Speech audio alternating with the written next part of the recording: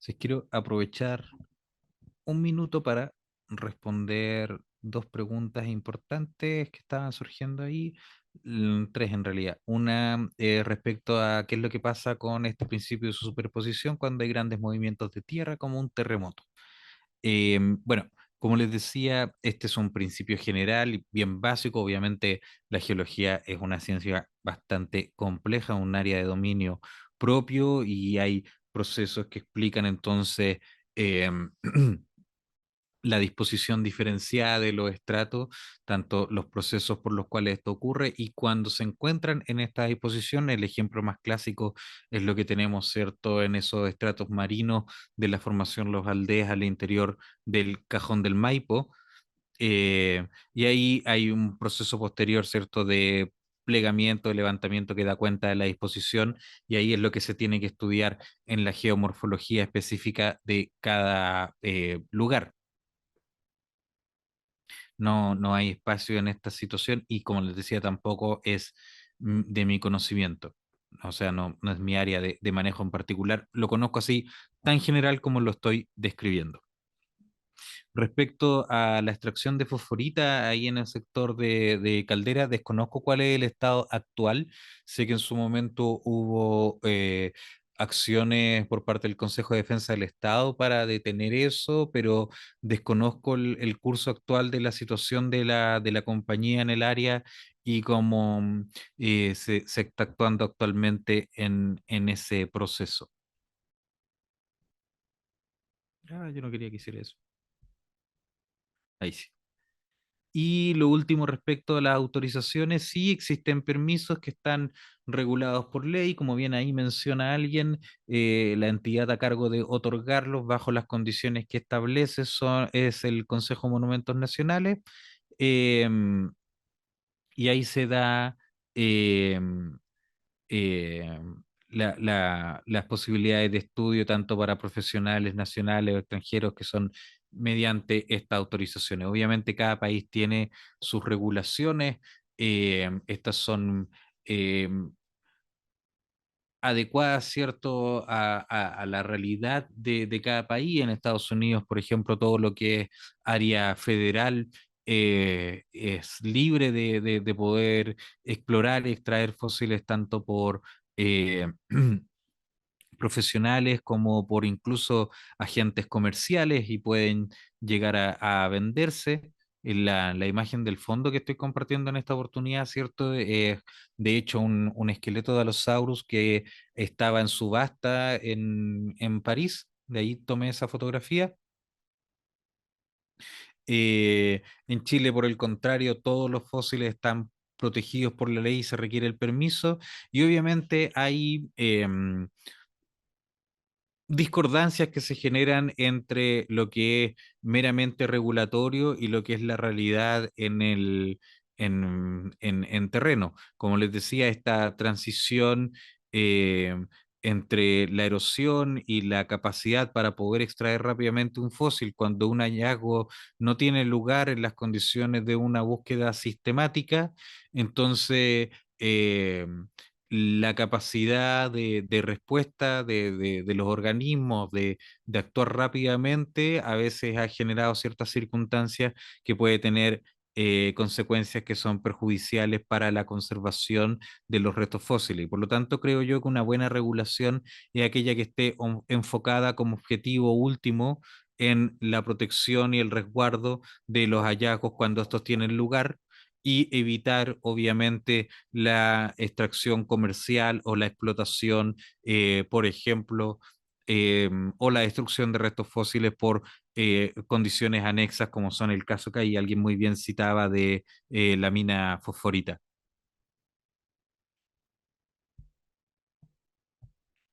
Entonces, como les decía, nuestra principal problemática o nuestra principal circunstancia de estudio en las ciencias biológicas tiene que ver con la condición de lo que entendemos como diversidad. Diversidad entendía, ¿cierto? Como la palabra misma lo dice, la diversidad biológica, la extensión de todas las manifestaciones de los organismos vivos que encontramos, que cuando realmente los ponemos en términos absolutos y no relativos, como están en esta imagen de lo que reconocemos de el árbol de la vida, damos cuenta de que la mayor parte de esta diversidad es la diversidad microbiológica en particular.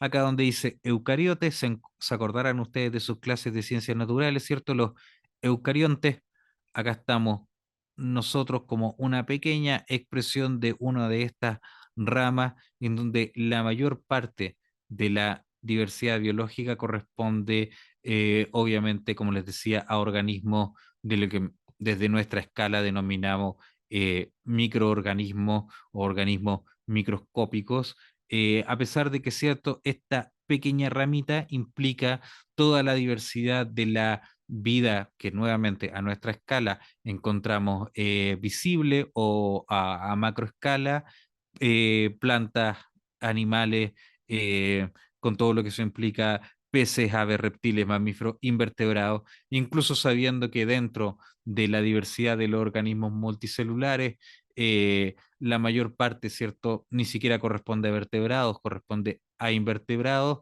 y comparativamente posiblemente el grupo más diverso dentro de ese grupúsculo de esta diversidad total de lo que es la vida corresponda en particular a lo que son los escarabajos, por ejemplo.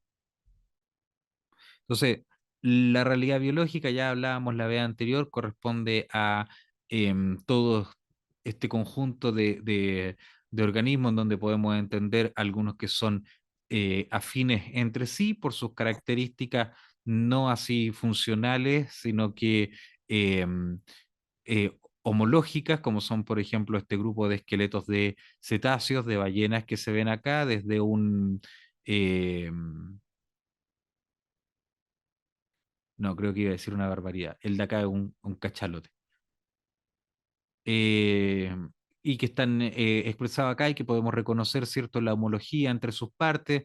Sabemos ahí claramente que todo se trata de vertebrados marinos, de que a pesar de que sus patas posteriores están reducidas a elementos relictuales, son tetrápodos, es decir, tienen en común ser parientes de otros organismos de cuatro patas y sin embargo pertenecen a la misma diversidad biológica y comparten un origen común con una araucaria o un pepino de mar.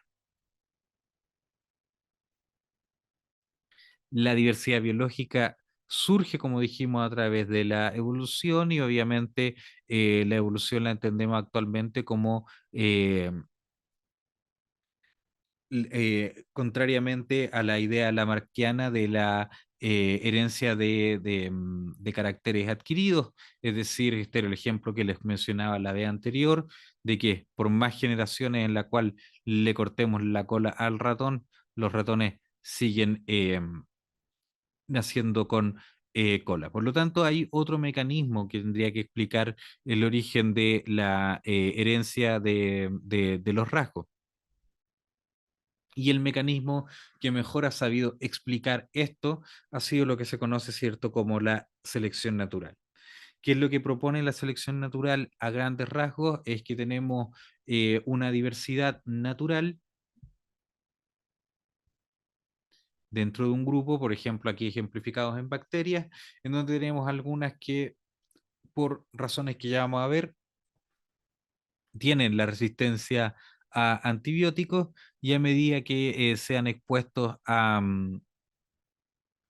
por ejemplo, el antibiótico que va a terminar con parte de estas, aquellas que son resistentes, ¿cierto? Van a empezar a fijar dentro de la población por herencia el rasgo de la resistencia y vamos a tener, ¿cierto? Después que este rasgo se va a ver fijado en la totalidad de la población.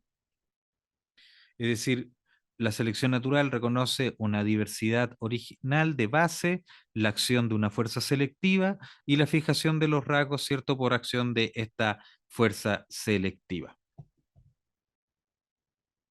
Cabe hacer la aclaración que obviamente la concepción de la selección natural y la mal uso de ciertas interpretaciones que se les ha dado y que han recaído en lo que se reconoce como el darwinismo social, han terminado, ¿cierto?, dando pie teórico o contextual a las, aparte de los momentos más violentos y oscuros del siglo XX, y poco, en realidad nada tiene que ver con la concepción biológica que estableció Darwin originalmente. Habiendo hecho esa aclaración, ¿cierto? En el contexto contemporáneo reconocemos cuatro fuerzas evolutivas en conjunto, que actúan en conjunto con la selección natural. La primera de ellas, ¿cierto?, es las mutaciones, en la cual es cierto, ahora que entendemos lo que es el ADN y lo que son los mecanismos de la herencia, eh, y como cierto, el paradigma de la biología molecular, ¿cierto? En donde el ADN codifica la información que da origen a los RNA mensajeros que finalmente dan cuenta de las proteínas, y las proteínas constituyen todos los procesos bioquímicos de un organismo vivo, desde la estructura de los límites como a través de la piel, o las enzimas que llevan a cabo los procesos, ¿cierto?, que permiten la perpetuación del sistema vivo en el tiempo, y que en consecuencia aquí van a ocurrir procesos que dan cuenta de cambios en esta estructura, que van a poder entonces dar cuenta de nuevas estructuras, de nuevas características en estas proteínas, como puede ser, por ejemplo, el reemplazo simple de uno de los aminoácidos que conforme esta proteína, permita que sea más estable a determinadas temperaturas, o fije mejor el oxígeno en el caso de aquellas vinculadas con el transporte de gases en el flujo sanguíneo, y que en consecuencia permita que una población pueda entonces tener una mejor resistencia en condiciones de anoxia, por ejemplo, relativas a la altura. Eso explicado a grosso modo es obviamente un poquito más complejo, como vamos a ver.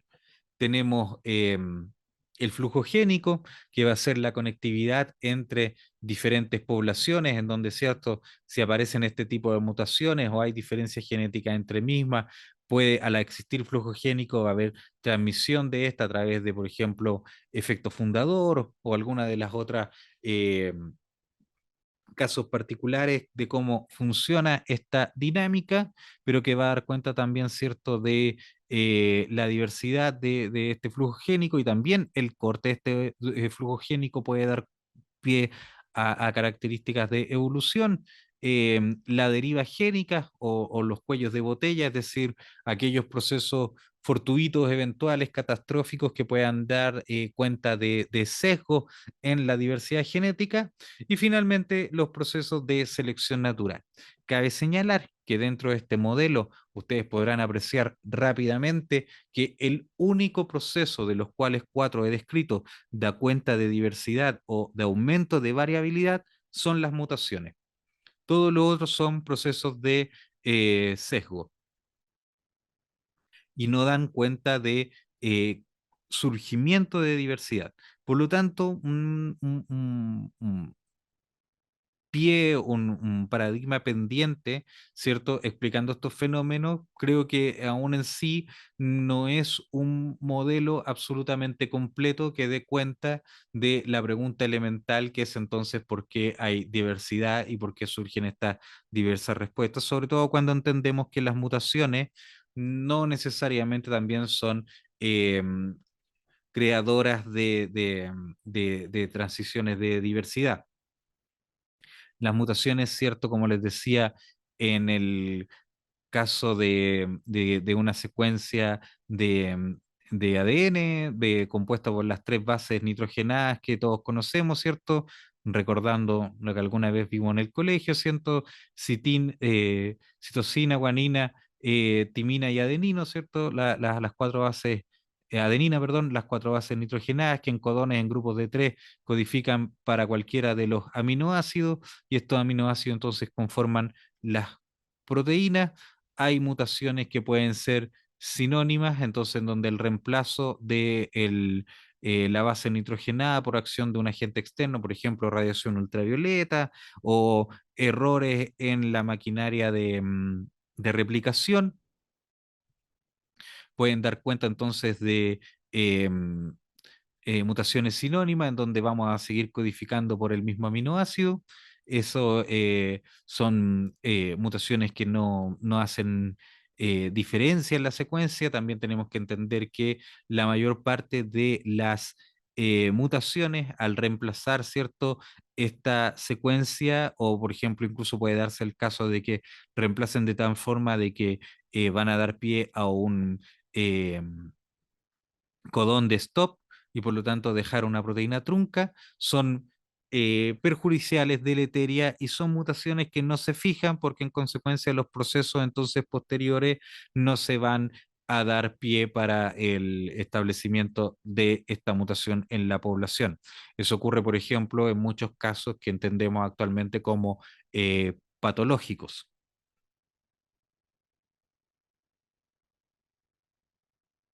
Entonces, la creación de diversidad a través de las mutaciones, que es una suerte de conejo en el sombrero para explicar la diversidad biológica, es un proceso bastante complejo y también la tasa de mutación, y eso lo vamos a ver en la próxima sesión, no da cuenta necesariamente de los grandes cambios macroevolutivos. Entonces, esta visión neodarwiniana de que todos los, y da cuenta, por ejemplo, en registro fósil, de que todos los cambios macroevolutivos son en parte la acumulación de estos pequeños cambios microevolutivos, como son la fijación de mutaciones en las poblaciones, no daría cuenta de la diversidad que encontramos y vamos a ver hacia el final, ¿cierto? Que el registro fósil, por ejemplo, nos da cuenta de mecanismos un poquito más complejos, no darwinianos, e incluso hasta un poquito lamarckianos podría ser, que dan sí cuenta del establecimiento de los patrones que pueden explicar la diversidad biológica desde un punto de vista macroevolutivo, es decir, macroevolutivo como los grandes cambios transicionales entre los grupos de organismos vivos, es decir, en corto, cómo un dinosaurio empieza a volar. Eso es un cambio macroevolutivo. La acción de la selección natural, ¿cierto? Va a dar cuenta de diversificación, de la fijación de las mutaciones a través de la selección, por ejemplo, la selección estabilizadora, que es cierto, en esta distribución gaussiana normal de los caracteres, vamos a tener el acotamiento de las colas, y eso es un caso de selección estabilizadora direccional, en donde cierto, la selección va a generar que el rasgo se desplace hacia una posición preferencial, o selección diversificadora que va a permitir cierto, la separación de este pic en la distribución, generando dos nuevos pics de la distribución de un rasgo. También en estos procesos de especiación que se van a generar, vamos a tener procesos de alopatría, en donde eventos territoriales, surgimientos de cordilleras, por ejemplo, o en este caso lo que está representado como el surgimiento del Istmo de Panamá, que unió los dos grandes continentes americanos, permitió procesos de especiación producto de eh, la separación de estas poblaciones que quedaron aisladas y por lo tanto la reducción del flujo génico, la reproducción en carácter aislado a cada uno de los dos lados del Istmo de Panamá, y por lo tanto especies diferentes que vamos a encontrar en la costa atlántica a las de la costa pacífica, mientras a nivel continental ocurrían otros cambios reconocidos como el gran intercambio biótico americano, donde especies del norte llegaron al sur y algunas pocas, ¿cierto?, hacia el norte. Nuevamente, en un sentido casi poético, a las del sur aparentemente les fue peor.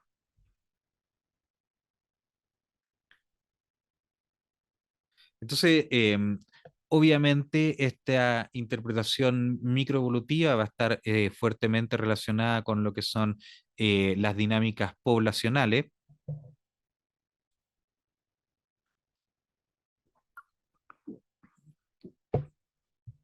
Las fuerzas microevolutivas que estamos hablando van a actuar sobre las poblaciones y van a depender en consecuencia de estos parámetros poblacionales como son el tamaño, la densidad y la conectividad de las mismas, así como las interacciones ecológicas que se van a estar dando dentro de ella. Este modelo, entonces, como pueden ver, es muy interesante a nivel de genética de poblaciones o ecologías locales, neontológicas, es decir, de organismos vivos, o incluso para parámetros como los de la conservación, hoy como necesidad última de la aplicabilidad de estos conceptos, pero insisto en que tengamos en cuenta que para lo que estamos viendo, que es el estudio de los restos fósiles, los grandes cambios macroevolutivos, no estamos encontrando aquí modelos que nos den cuenta de eso. Entonces tenemos que, por ejemplo, el tamaño de las poblaciones va a dar cuenta de cómo repercuten las fuerzas evolutivas en una población pequeña. El concepto de la deriva va a ser más importante. Esto ocurre, por ejemplo, en términos de conservación en especies que se encuentran en riesgo, que han visto reducidos sus números producto, por ejemplo, de la acción antrópica. El caso del huemul es un caso paradigmático, ¿cierto? Tenemos poblaciones reducidas, en donde cualquier gen, por ejemplo, de susceptibilidad a alguna enfermedad va a quedar fuertemente fijo en una de estas poblaciones pequeñas. Tenemos también poblaciones delimitadas por su densidad, es decir, que a medida que alcanzan ciertos números, producen una suerte de autoselección, una mortalidad compensatoria dentro de las mismas. Y obviamente tenemos que la conectividad de las poblaciones también genera flujos, flujo génico, bien digo, que va a ser relevante, ¿cierto?, en la especiación o variabilidad dentro de estas poblaciones en el sucesivo paso de las generaciones. Entendiendo entonces esta visión muy somera y rápida que he hecho de los mecanismos que dan cuenta de la evolución biológica, tenemos, ¿cierto?, esta interpretación eh, caricaturesca, popular de lo que entendemos por evolución, que es lo que Stephen Jay Gould en su libro La vida maravillosa denomina la interpretación de esta escala del progreso.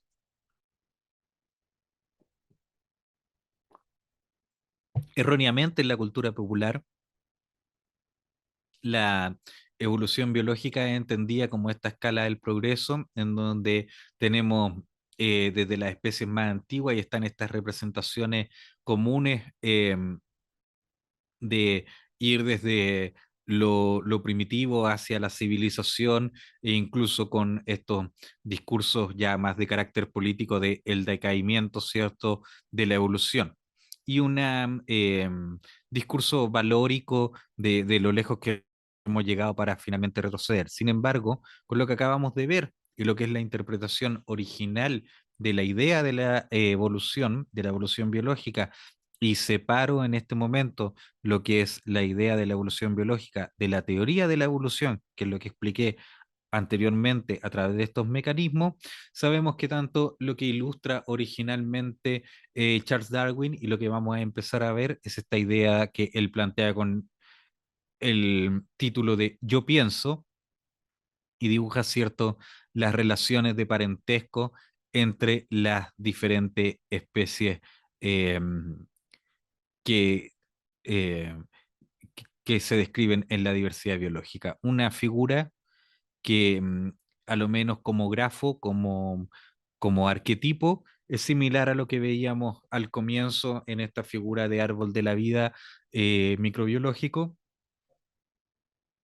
que es una interpretación moderna y que sigue teniendo sentido casi 120 años después, más o menos, de la interpretación original que hace Charles Darwin en sus notas en su cuaderno.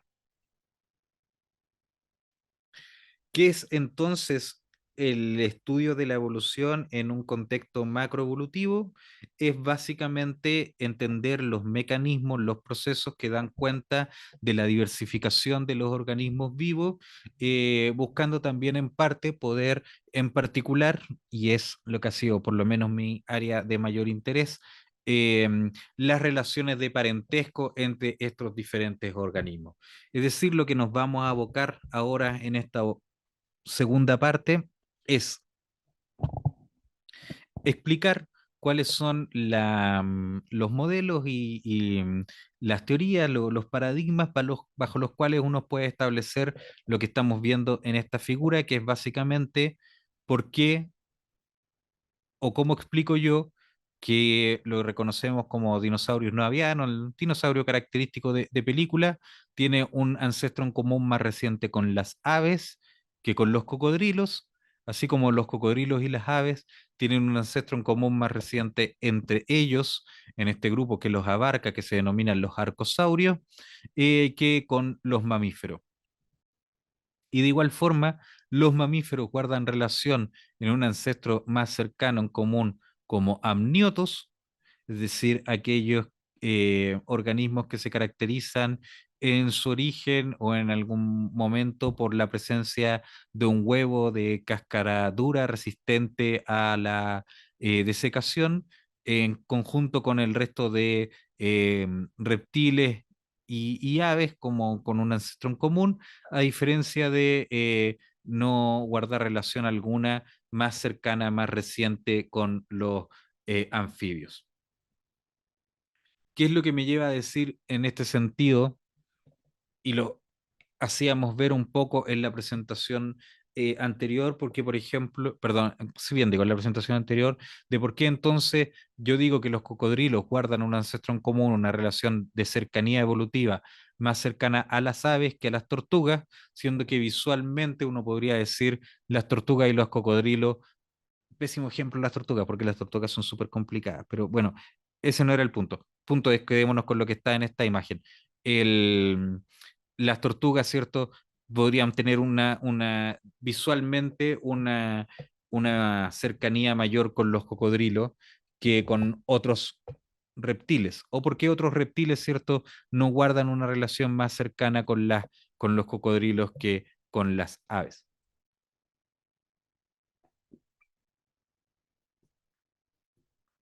Entender esto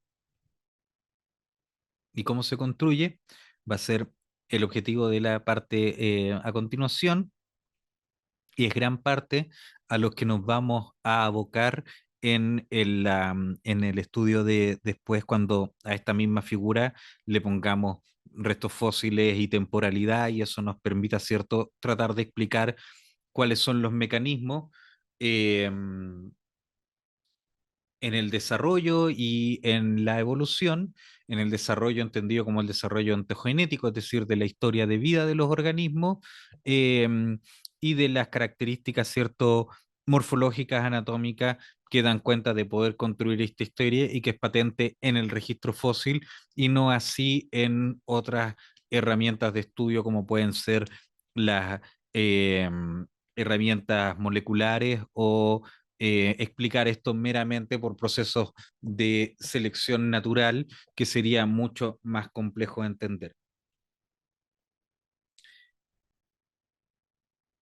La mejor forma de explicarlo, ¿cierto?, es tomando una frase de un trabajo que se llama Beyond Selection, que fue publicado en 2005, el cual menciona, es una buena analogía, a pesar de que no soy un gran fanático de las analogías fisicistas en biología, pero dice que hay que entender que, al igual que la mecánica newtoniana, la selección natural guarda la misma relación con con la evolución biológica que la mecánica newtoniana con la física. O sea, sirve para explicar un marco de observaciones, un marco de fenómenos, pero para cierto otro marco de fenómenos se requiere lo que en su momento se denominó una nueva física y también es en donde entonces, y sobre todo la paleontología, nos da cuenta de que hay un momento en el que reconocemos la necesidad de un nuevo paradigma de la biología evolutiva, eh, no seleccionista, no adaptativo, y que da cuenta, ¿cierto?, de estas otras visiones de la diversidad biológica macroevolutiva, lo que por ningún motivo sirve como justificación o defensa de grupos o ideas antievolucionistas. La evolución biológica existe, todos los organismos vivos guardan una eh, relación de parentesco y origen común. em, los cambios evolutivos de los organismos están bien documentados, por ejemplo, en el registro fósil. Sin embargo, es materia de discusión y obviamente es parte de hacer ciencia el plantear los paradigmas que den cuenta de explicar em, estos cambios en el tiempo. Esta imagen ya la habíamos visto, ¿cierto? Lo que es la diversidad biológica, y aquí reconocemos algo bien interesante, que en todos estos esqueletos que están en esta sala, estamos dando cuenta de un solo grupo de animales que son en particular los vertebrados. Si me aprietan un poco, y no estoy absolutamente seguro, diría que incluso en esta sala solamente hay tetrápodos, es decir, solamente vertebrados de los cuales se reconocen aquellos que tienen cuatro extremidades, excluyendo lo que vernacularmente llamamos peces, pero que vamos a ver ahora, ¿cierto? No dan cuenta de necesariamente un término biológico. ¿Cómo ordenamos entonces esta diversidad? ¿Cómo generamos? La primera intencionalidad de ordenarla es un ordenamiento jerárquico, y es de donde viene, ¿cierto? La taxonomía liniana, que es la que también recordarán del colegio, ¿cierto? Los reinos, los filum, las familias, los órdenes, ¿cierto? Y generamos una serie de casillitas en las cuales vamos enmarcando a cada una de estas especies. La taxonomía lineana se sigue utilizando, pero nuevamente no es suficiente ni da cuenta necesariamente de una utilidad para poder llegar a ser un ordenamiento de la diversidad biológica. Eh, entonces, ¿cuáles son los mecanismos, cuáles son las herramientas que nos permiten considerar esta diversidad biológica? Por un lado, reconocer que todas estas cosas, por extrañas y diferentes que sean, son aves, y que por lo tanto hay algo que lo determina como aves, y que a diferencia de un pensamiento aristotélico, eh, no es que tengan pico y tengan plumas, porque entonces eh, cuando entramos a hilar fino y empezamos a ver en el registro fósil los dinosaurios emplumados, entonces estos son aves y no son dinosaurios, y que también nos permite decir que, por ejemplo, los citasiformes, el grupo de los loros, está más cercanamente emparentado al grupo más diverso y amplio que son los pajaritos, los paseriformes, ¿cierto?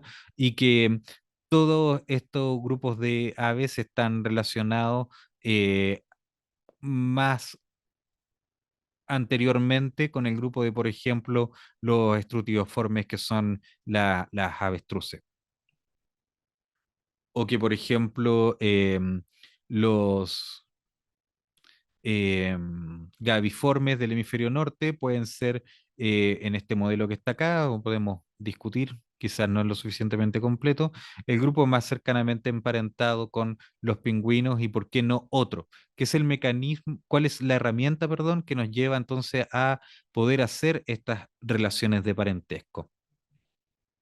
Relaciones de parentesco que además, cuando aplicamos esta herramienta, son útiles para hacerla no solamente en la diversidad biológica actual, sino que también nos permite hacerla sobre el registro fósil. Entonces, cuando la hacemos en el registro fósil, esta herramienta nos permite establecer que, por ejemplo, los dinosaurios comparten todos un ancestro en común, pero muy tempranamente se separan en dos grandes grupos.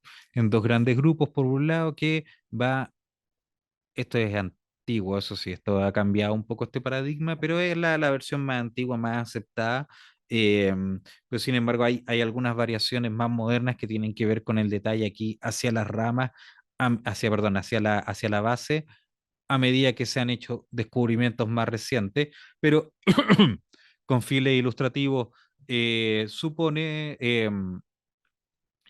nos es útil para lo que queremos decir ahora, que es que, por ejemplo, en este caso, en esta hipótesis, vamos a introducir el primer concepto, estos árboles, eh, esto es un árbol y esto es un árbol filogenético también, son hipótesis que plantean en este caso que, por ejemplo, los dinosaurios terópodos, como los grandes tiranosáuridos, ¿cierto?, están más cercanamente relacionados con los grandes saurópodos, ¿cierto?, las máquinas de Pedro Picapiedra, que con el resto de los otros dinosaurios.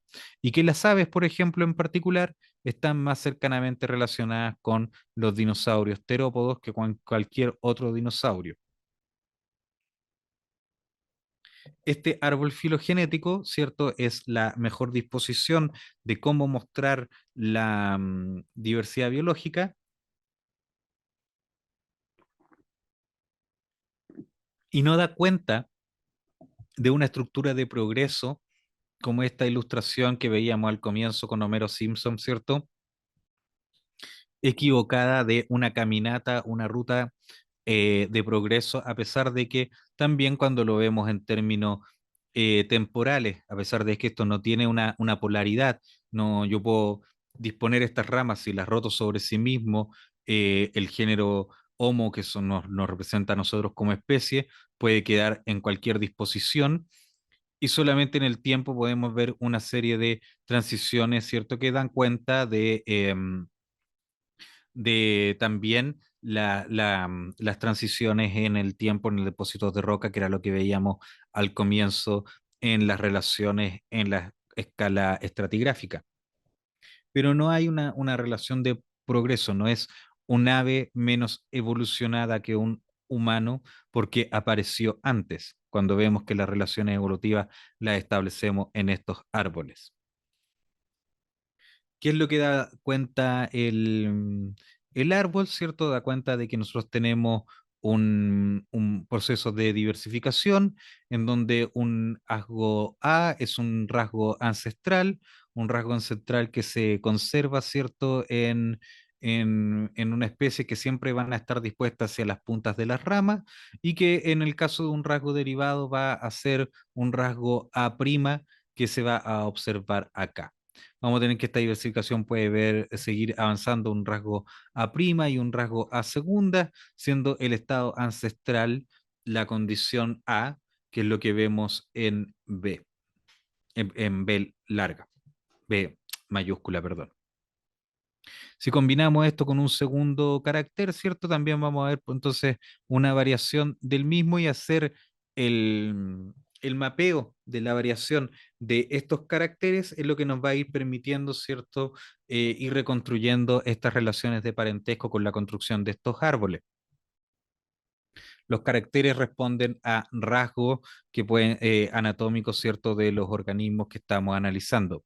Presencia de pluma, presencia de pelo, el foramen chiquitito del ángulo izquierdo del húmero en su porción distal, etcétera, etcétera, etcétera. Ahora, obviamente yo lo que planteo, lo que construyo es la extensión de las ramas de los árboles y la relación entre estos. Cuando estoy haciendo esta reconstrucción, con lo único que cuento es con los organismos y las características que estoy fijando que estoy además estableciendo como observador. Yo estoy describiendo la especie en base a una serie de rasgos que creo que tienen valor evolutivo, pero que pueden no necesariamente tenerlo. Por ejemplo, volviendo a lo que hablábamos la vez anterior, si yo quiero clasificar ballena, perro y pez, ¿puedo colocar como rasgo nada? Si yo no sé absolutamente, soy un extraterrestre, ¿cierto? Que cae a la Tierra e intenta clasificar bajo este sistema y piensa como un rasgo, como nadar, caigo en el mismo error de Aristóteles y voy a decir, bueno, el pez y la ballena tienen más en común porque nadan que lo que tienen con el perro que corre.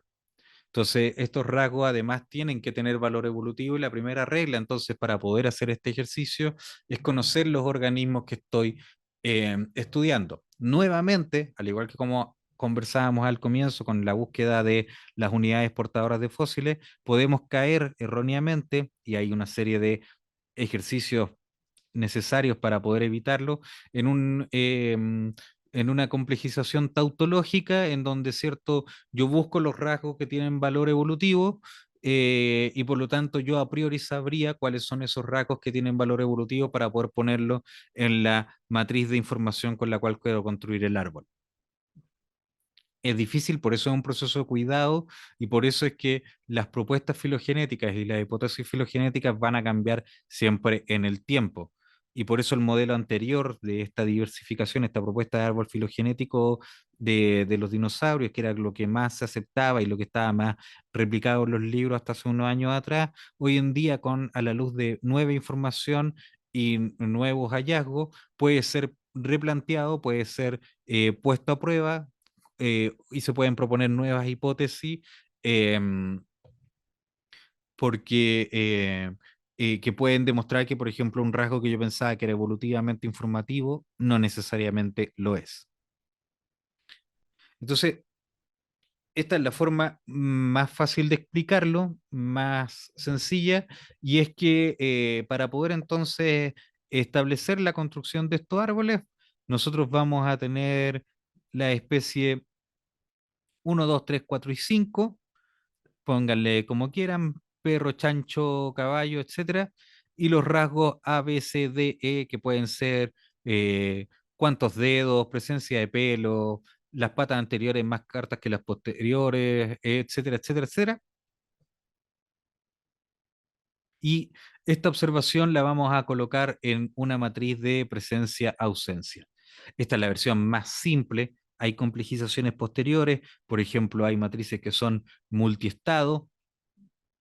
Si esto, por ejemplo, lo hacemos con secuencias de nucleótidos, perdón, en la, eh, en la secuencia de ADN, los estados son cuatro, las cuatro bases nitrogenadas, y yo puedo establecer reglas también, en donde yo puedo decir un estado puede pasar al otro, pero no puede devolverse, etcétera. Pero para términos explicativos los vamos a ver en términos sencillos, que es mera presencia o ausencia del rasgo.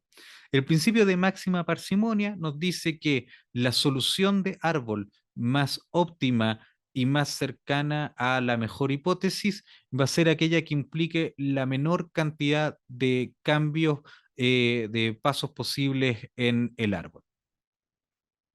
¿Qué lo quiere decir esto? Como está explicado acá, si esta matriz la llevamos a este árbol, ¿cierto? Tenemos la especie uno tiene el rasgo uno, la especie 2 tiene el rasgo 2, el rasgo B también, pum, la 3 también el rasgo C, la especie 4 el rasgo D y la especie 5 el rasgo E va apareciendo.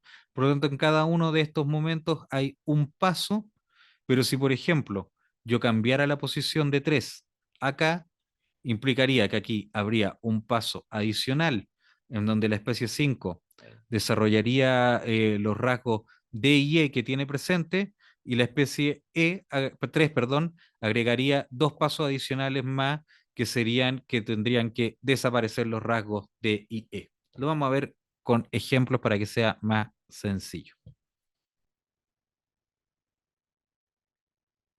Tenemos acá entonces dos soluciones posibles, cinco especies nuevamente, una matriz hipotética de estos cinco rasgos, y vamos entonces a ir contando los pasos. Lo primero que debo contar para poder hacer este ejercicio, tengo un ejercicio explicativo porque obviamente las matrices tienen un número importante de especies y un número importante de rasgos, y esto lo hace una búsqueda heurística en un software, pero hay que entender, ¿cierto?, qué es lo que está pasando detrás.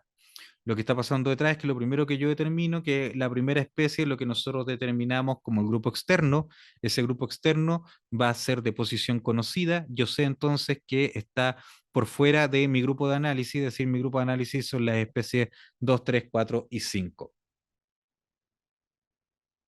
El primer paso entonces, cierto, es la condición AB. La especie 2 me agrega dos pasos. ¿Cuáles son esos dos pasos? Que son la aparición de C y la desaparición de A. La especie 4, ¿cierto? em, agrega un paso más, que es la aparición de D y la aparición de A nuevamente, dos pasos más. La especie 3 agrega un paso más, que es la ausencia de B, y la especie 5 agrega un paso más, que es la aparición de E. Entonces aquí tenemos 1, 2, 3, 4, 5, 6, 7 pasos para la construcción de este árbol. En forma alternativa, que era lo que les explicaba antes, si ponemos la especie 2 en esta otra posición, tenemos un paso para la especie 1, dos pasos para que esta posición de la especie 3 eh, aparezca aparezca C y D, como bien digo, y desaparezca B. Eh, lo mismo en la especie 4, otro paso adicional, dos pasos adicionales acá en la especie 5, y para que la condición de la especie B acá, de la reconstrucción ancestral, sea B y C, tenemos entonces cuatro pasos adicionales. Tenemos 6, 7, 8, 9, 10 pasos adicionales en esta alternativa.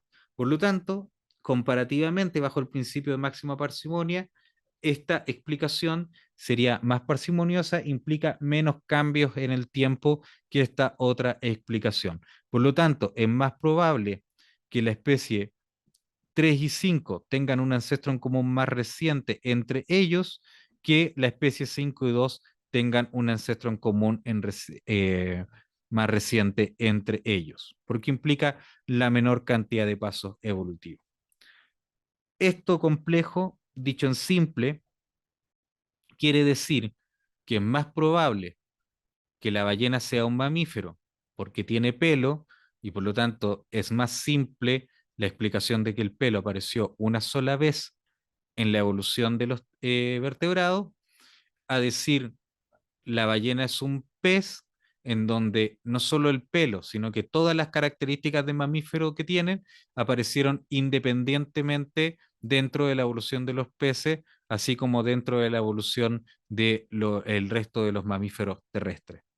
Eso es, en corto, el principio de máxima parsimonia y ese es el análisis que se hace a través de esta matrices de caracteres y especies. Puede suceder en ocasiones, siguiendo el mismo ejemplo anterior, que tengamos árboles que tienen el mismo largo. ¿Qué es lo que pasa en esos casos? Tenemos que estos dos árboles de mismo largo, de misma cantidad de pasos, son igualmente parsimoniosos. Por lo tanto, ambas hipótesis son igualmente plausibles. Es decir, la posición filogenética, es decir, la posición evolutiva de estas dos especies, 4 y 3, es incierta. Podría ser que 3 tiene un ancestro en común más reciente con 5 o 4 tiene un ancestro en común más reciente con 5. En ese caso, eh, la cantidad de pasos evolutivos, ¿cierto?, son la misma para dar explicación a ambos árboles. Por lo tanto, ambos árboles son igualmente hipótesis válidas, tendríamos que refinar, ¿cierto?, eh, el tipo de análisis que estamos viendo acá, o podríamos quizá buscar otras explicaciones biogeográficas que nos den cuenta de cuál de estas dos hipótesis es más plausible, pero esto al árbol no solamente le pasa una, perdón, al programa no solo le pasa una vez, le pasa múltiples veces, sobre todo cuando trabajamos con datos paleontológicos en donde estas matrices van a ser bastante incompletas y en consecuencia van a dar soluciones que son igual de parsimoniosas y eso se explica, se muestra en lo que es un árbol de consenso, en este caso le vamos a llamar de consenso estricto, en donde la posición filogenética incierta de estas tres especies va a estar representada por una politomía. Una resolución evolutiva filogenética exitosa va a ser aquella en la cual logremos separar en pares, ¿cierto?, todas las soluciones entre especies. Cuando nos presentamos con estas politomías, que algunas veces van a ver, y vamos a ver en algunos ejemplos posteriormente, pueden ser verdaderas peinetas en donde colapsan una serie de grupos que no logran separarse entre sí, son entonces parte de motivo de estudio o de programas de estudio que uno podría desarrollar entonces para poder resolver estos nudos.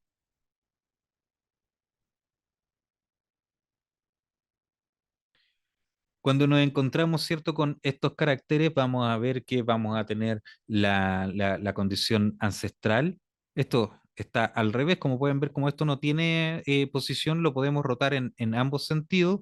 Y tenemos que los rasgos compartidos, derivados entre grupos, son lo que denominamos apomorfía, mientras que los rasgos primitivos son los que, o vamos a usar primitivos en su lato, pero es lo que denominamos, ¿cierto? Em, plesiomórficos, ¿cierto? Pero lo que nos interesa en particular para la construcción de estos árboles son aquellos que denominamos la sinapomorfía, es decir, aquellos caracteres derivados que son compartidos por un grupo. Los caracteres pueden ser, dependiendo de qué posición del árbol me estoy colocando, pueden ser plesiomórficos o sinapomórficos, independiente de en qué lugar, en qué escala nos estamos poniendo. Por ejemplo, en este caso, el carácter A, que está presente en toda la especie, es plesiomórfico para todo el grupo, mientras que para la especie 2 B es sinapomórfico, ¿cierto? Lo comparte con los otros ancestros, eh, o autoapomórfico porque solamente lo tiene presente, eh, y es, eh, mientras que para este nodo entre 3 y 5 C también es plesiomórfico y ancestral, para 4 3 y 5 es sinapomórfico porque solamente lo comparten desde este nodo. Eso son términos que vamos a estar utilizando, pero solo en forma general lo que hay que tener presente es que sin, junto, eh, por lo tanto, son los caracteres compartidos derivados los que son de nuestro interés y son los que van a definir entonces los grupos.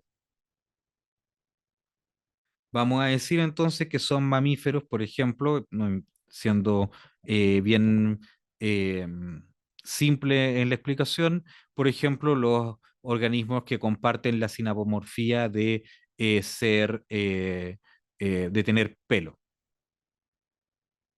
Y tenemos caracteres que no son compartidos, que son homoplásicos, es decir, que a pesar de estar presentes en dos grupos, no guardan relación de parentesco, no nos sirven para establecer el parentesco porque no están ahí vinculados hacia la raíz del nodo. Vamos a definir los nombres de los grupos o las características de los grupos que vamos a encontrar en los árboles filogenéticos, como aquellos basados en nodos. Por ejemplo, todos los ancestros en común más recientes entre un triceratops y un gorrión. Eso es nuestra definición de dinosauria. Podemos también incluir el tallo en esa definición, pero es una definición menos utilizada. Generalmente el vocabulario común tiene que ver con esta definición en nodos, o las basadas en apomorfías, como les decía, podemos denominar como mamífero a todos los amniotos que tienen presencia de pelo. Entonces, con esta visión de homología y un mecanismo a través del cual estudiar las homologías, que es en particular para la construcción de las relaciones filogenéticas en paleontología, lo más utilizado, el principio de máxima parsimonia, que es lo que explicamos recién, vamos entonces a encontrarnos con esta clase de reconstrucciones. Nos encontramos, ¿cierto?, que por ejemplo, dentro de lo que nominamos los deuterostomos, los ambulacrarios, entre los cuales encontramos, por ejemplo, el grupo de los erizos y las estrellas de mar, son los que comparten el ancestro en común más reciente con los cordados. Es decir, lo que normalmente denominamos invertebrados no son un grupo natural, porque hay invertebrados que comparten un ancestro en común más reciente con nosotros que con otros invertebrados. E incluso, a pesar de que los cefalocordados, como el Amphioxus, eh, tienen estas características como una simetría bilateral, una cola posanal, hendiduras branquiales que son propias de los vertebrados, es bien aceptado que el o grupo de organismos que está más cercanamente emparentado con los vertebrados, en base a un montón de evidencia, son los tiunicados, los piures en particular. ¿Qué características entonces permiten explicar esto? Porque uno podría decir, bueno, esto puede ser un artefacto del análisis. Nosotros vamos a ver que, por ejemplo, en el desarrollo ontogenético de los tunicados desarrollan una larva que comparte todas las características que tiene que caracterizan a los vertebrados, que también la comparten eh, con Amphioxus. Pero esta diversificación, esta separación tuvo lugar más recientemente que esta otra.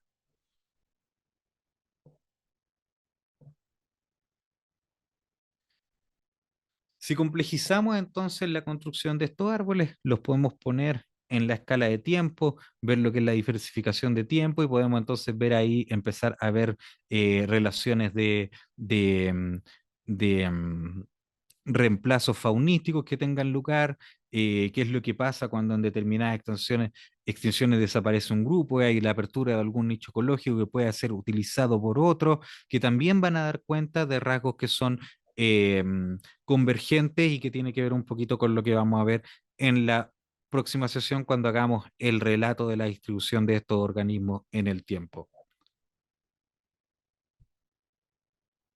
Uy, eso quedó mal. Pero bueno, lo que quería mostrar acá es que una vez que tenemos entonces estas hipótesis de relaciones de parentesco, podemos sacar entonces conclusiones evolutivas. En este caso en particular, el descubrimiento de este grupo y en particular esta especie Epidexipteryx de dinosaurio con plumas, perteneciente a un grupo bien enigmático que son los Scansoriopterygidae, bastante difícil de pronunciar, da cuenta que la evolución de la pluma, de la cual por la presencia en estos otros grupos dentro de los maniraptores de dinosaurios terópodos, sabemos ya había aparecido como este plumón posiblemente con una función termorregulatoria.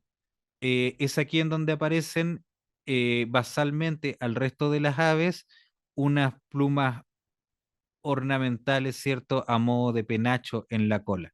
Por lo tanto, podemos decir la condición ancestral de la pluma, incluso antes del vuelo, tiene que ver posiblemente con rasgos de selección sexual eh, o de dimorfismo sexual antes que relacionada con la coadaptación que después, coadaptación,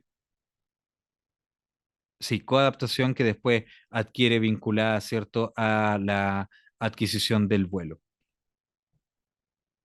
Entonces podemos entonces distribuir los rasgos y hacer la reconstrucción de la historia en el tiempo de la aparición de componentes y entonces desestimar la relación de estos rasgos con la funcionalidad y ver que muchas de estas eh, que muchos rasgos en realidad pueden ser explicados por exaptaciones, es decir, rasgos que son secundariamente vinculados a una funcionalidad. Es una reconstrucción del bichito.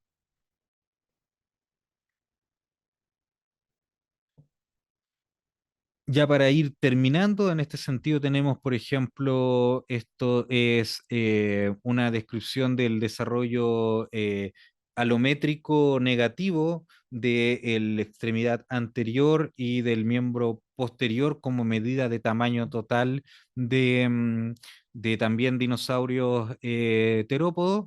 Es decir, lo que aquí estamos mostrando es que como esta pendiente es negativa, da cuenta de que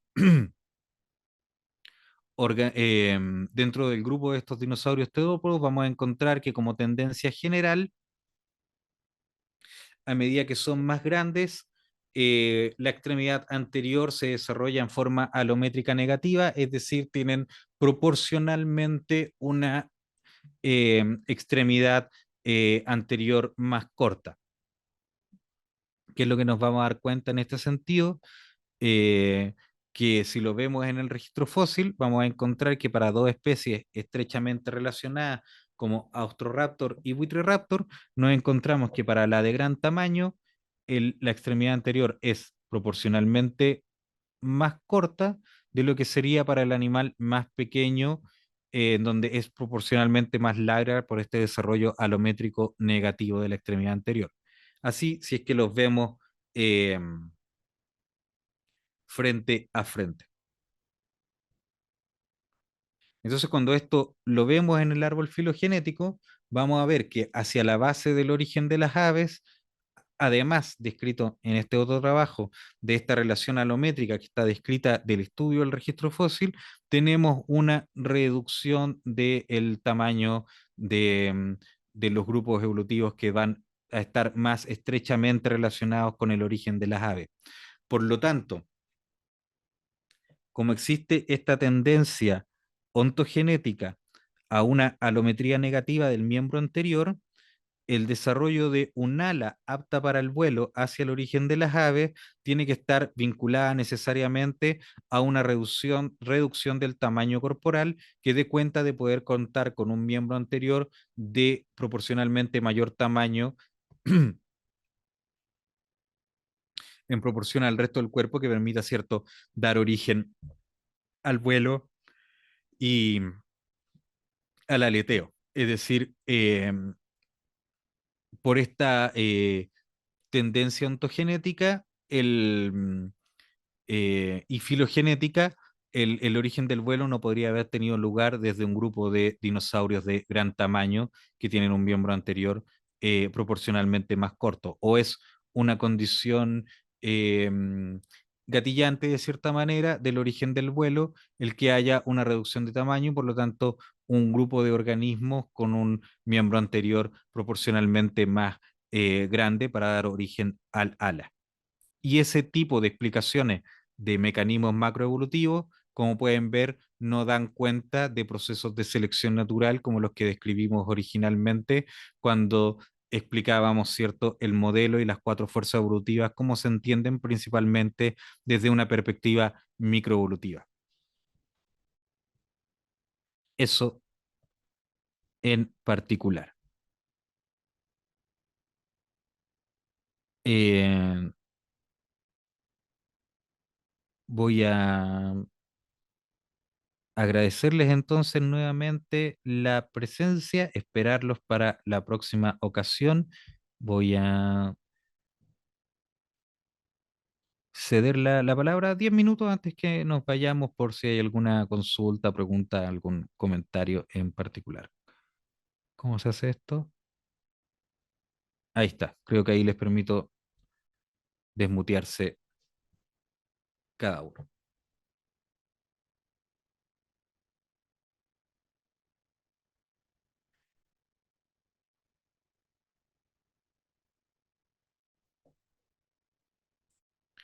Oh, alguien me dijo ahí que quiere decir el número pequeño en esa lámina, pero no sé en qué lámina sería.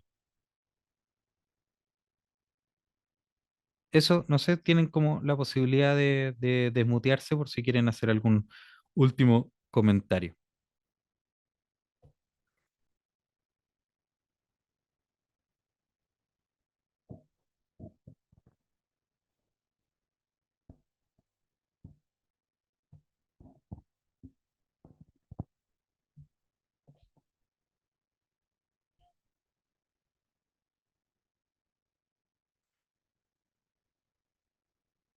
No se puede activar micrófono. Ahí sí. Sí, sí, sí, por favor.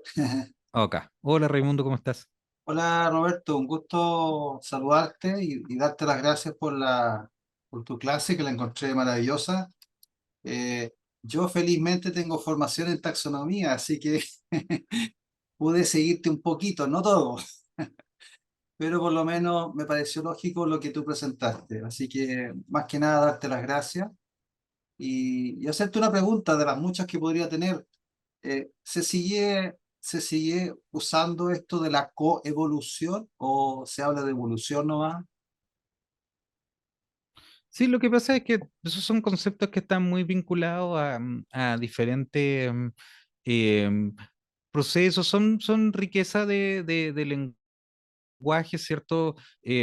Por ejemplo, en términos ecológicos, cuando se habla de las carreras armamentísticas, eh, la, una defensa y la extensión de las espinas de las plantas y el crecimiento de las patas del largo de los pájaros para que no se sienten arriba de los cactus, pero, pero son todos conceptos dentro de esto general. Em, Existe, claro, eh, procesos sincrónicos evolutivos en donde el desarrollo de una especie va yendo de la mano de otra. Un ejemplo de lo que tú dices puede ser, se menciona muy, hay todo un mundo al respecto, estoy sobresimplificándolo, que es lo que tiene que ver con el crecimiento de los tiburones hasta llegar al megalodón, a este tiburón gigante del neógeno, con el crecimiento también desmedido de los cetáceos. Se desaparecen el megalodón por condiciones ecológicas particulares del grupo y las ballenas quedan hechas estos tremendos animales. Esos son como ejemplos de lo que mencionas tú como mecanismos coevolutivos, pero son sobresimplificaciones del lenguaje para dar cuenta de básicamente lo mismo. O sea, aquí lo que tiene que quedar patente es que hay dos mundos, así como la física, la mecánica clásica y la física relativista, un mundo microevolutivo y un mundo macroevolutivo. ¿Cómo lo hacemos conversar? Eso es de interés. Muchas gracias. Voy a dejarle el paso a otra persona que a lo mejor puede tener preguntas. Yo después seguiré preguntando más ratito, si es que Ningún si problema. alcanzo. Roberto, muchas gracias por tu charla, muy interesante. Yo había preguntado hace rato, o sea, me quedó la duda por lo que habías dicho de que las tortugas eran un poco más complejas en en su comparación con los demás, los reptiles, digamos. Si pudiese desarrollar un poquito esa idea. Y lo otro, si tienes la referencia del último paper que presentaste, me parecería interesante leerlo. Eso. Ya. Respecto al anterior, tiene que ver con el hecho de que la, las tortugas no tengo idea de dónde están ahora filogenéticamente. Sí sé que en su momento había toda una discusión vinculada que podían ser más parientes dentro de los arcosaurios y típicamente, ¿cierto? Los anápsidos. De hecho, creo que las tortugas actualmente ni siquiera están vinculadas a lo que típicamente se conocen como los anápsidos, que son los organismos que tienen, que no tienen eh, fenestras postorbitales en el cráneo. Son amniotos que no tienen fenestras postorbitales en el cráneo. Entonces hay todo un tema ahí al respecto, pero para términos prácticos la posición que estaba ahí es la que hace más sentido histórico. Ahora no me he metido en el tema de las drogas. Lo reviso y lo comento la próxima vez que de hecho vamos a ver, eh, vamos a hacer este recorrido por la evolución de los diferentes grupos, así que ahí vamos a tratar de darle una vuelta y ver bien dónde van las tortugas. Ahí en el chat les dejé un librito que a mí me gusta mucho, yo lo tengo con harto cariño, que es la búsqueda del método natural, que explica cierto sistemática filogenética en forma bien simple y amigable, y hace también un recorrido ahí histórico. No, mentira, me equivoqué, no es el libro, olvídenlo. Es a ver, les mando el link porque está en línea. Es un libro del Fondo de Cultura Económico que está disponible completo para su lectura con la figura en este link. Ahí sí, ya. El último trabajo que me mencionaban está en inglés, pero también se los dejo compartido ahí para quien lo había pedido.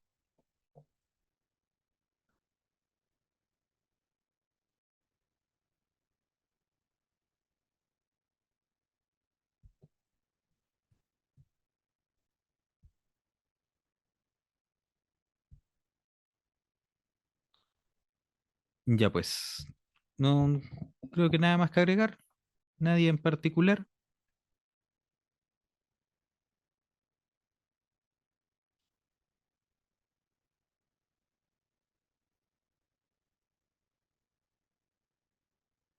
Daniela, ¿los procesos de parentesco humanos a día de hoy podrían extraversarse o tienen que ver por alguna condición específica? No entiendo tu pregunta, pero creo que si va así como por hacer predicciones evolutivas, no, no es parte del objeto del desarrollo de este mecanismo de estudio.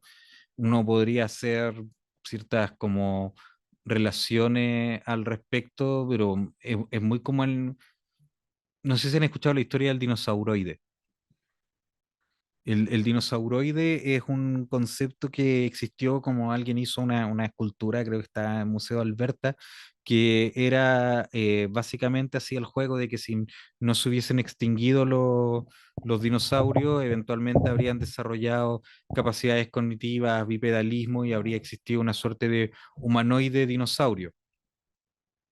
Esos tipos de juegos tienen muy, muy poco sentido, primero porque no hay evidencia que demuestre una linealidad en la evolución, segundo, como vimos, la acción de estas cuatro fuerzas evolutivas generan un grado de estocasticidad, eh, pero no dan cuenta, ¿cierto?, de una predictibilidad y no es no hay evidencia que dé cuenta de que podamos decir que hayan procesos evolutivos que sean inevitables. O sea, el bipedalismo no es inevitable y la mayoría de los grandes cambios macroevolutivos son fortuitos, por ejemplo, en estos cuellos de botella que se generan producto de las grandes extinciones eh, o, o producto de ciertas exaptaciones o estas adaptaciones eh, utilitarias secundarias de rasgos que tienen otro desarrollo. Entonces, esas especulaciones no son campo serio de la biología evolutiva. No sé si eso responde a lo que tú ibas.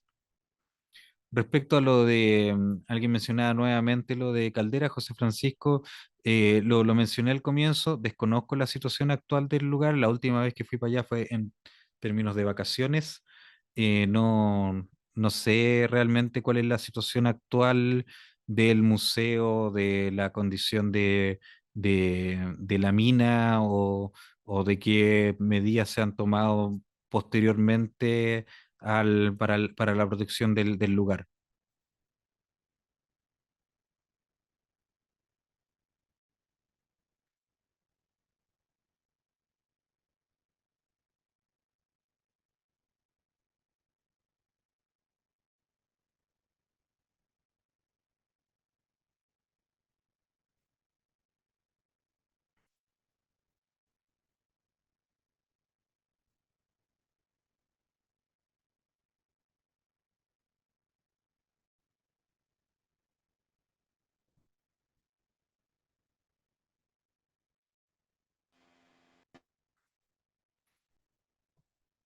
Ya, creo que nadie más se pronuncia con algo al respecto.